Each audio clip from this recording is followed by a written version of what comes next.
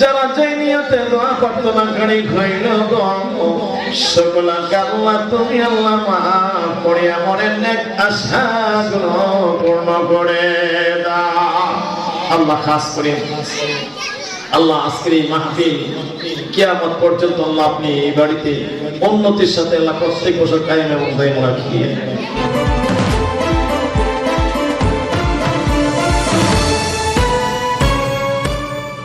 আপনারা দেখছেন নবীনগর নিউজ।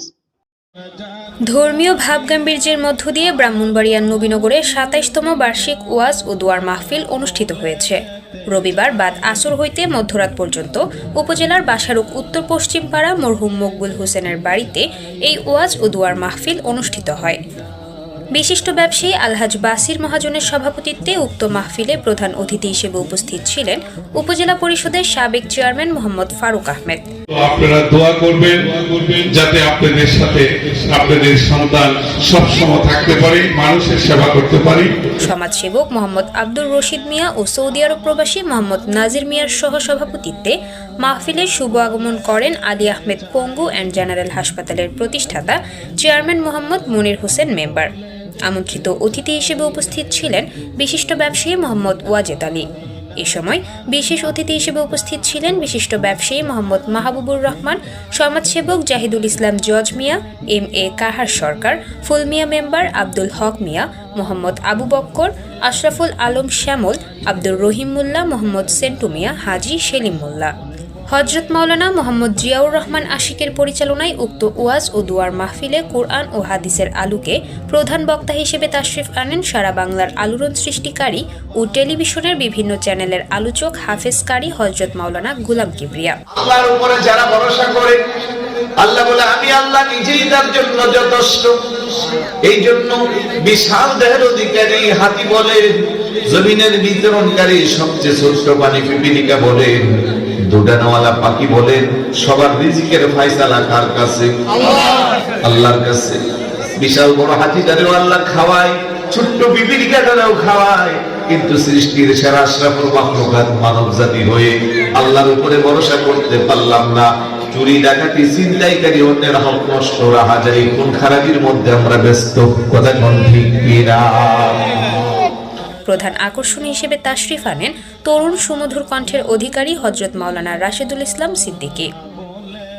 বিশেষ বক্তা হিসেবে কোরআন ও হাদিসের আলোকে তাশরিফ আনেন মাওলানা শায়েখ সাইদ আশরাফুল শাহ, হযরত মাওলানা নাজিম উদ্দিন। এছাড়াও স্থানীয় আরো বহু উলামায়ে কেরামগণ এ সময় কোরআন হাদিসের আলোকে তাশরিফ আনেন। আল্লাহর পক্ষ থেকে যে সমস্ত অলৌকিক ঘটনা প্রকাশ করা হয় এটাকে বলা হয় কেরামত। সুবহানাল্লাহ। নবী রাসূলগণ পয়গম্বরদের পক্ষ থেকে যে সমস্ত অলৌকিক ঘটনা প্রকাশিত হয় এটাকে বলা হয় বাবা মুজিজা। সুবহানাল্লাহ। কি বলে? মুজিজা। আল্লাহর ওলিদেরকে চিনা বড় দায়। আল্লাহর ওলিদেরকে চিনে যারা আল্লাহওয়ালা লোক, ঠিক কি না বলেন? আল্লাহওয়ালা মানুষ আল্লাহওয়ালা বান্দাকে চিনে। একজন শিক্ষিত মানুষ আর একজন শিক্ষিত মানুষকে চিনে। একজন নামাজি মানুষ আর একজন নামাজি বান্দাকে চিনে, ঠিক কি না বাবা? পরে মধ্যরাতে আখিরি মুনাজাত শেষে উপস্থিত মুসল্লিদের মাঝে তাবারক বিতরণ করা হয়। উক্ত মাহফিলের আয়োজনে সার্বিক সহযোগিতা করেন সৌদি আরব প্রবাসী মোহাম্মদ জসিম মিয়া, মালয়েশিয়া প্রবাসী বাসির মিয়া, দুলাল মিয়া ও আশরাফুল ইসলাম, আবুধাবি প্রবাসী রফিক খান, মালদ্বীপ প্রবাসী বাদুল মিয়া, কাতার প্রবাসী সুলেমান পাটোয়ারি। উক্ত মাহফিলে প্রজেক্টরের মাধ্যমে মহিলাদের ওয়াজ শোনার জন্য সুব্যবস্থা করা হয়।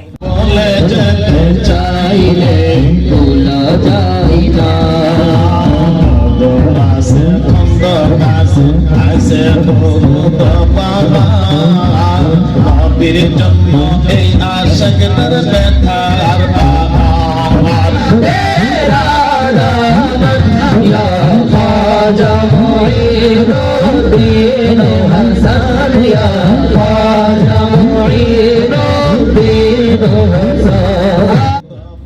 নবীনগরের বাসারুক থেকে ঘুরে এসে নিজস্ব প্রতিনিধি কাউসার আলমের পাঠানো তথ্যচিত্রে নবীনগর নিউজ।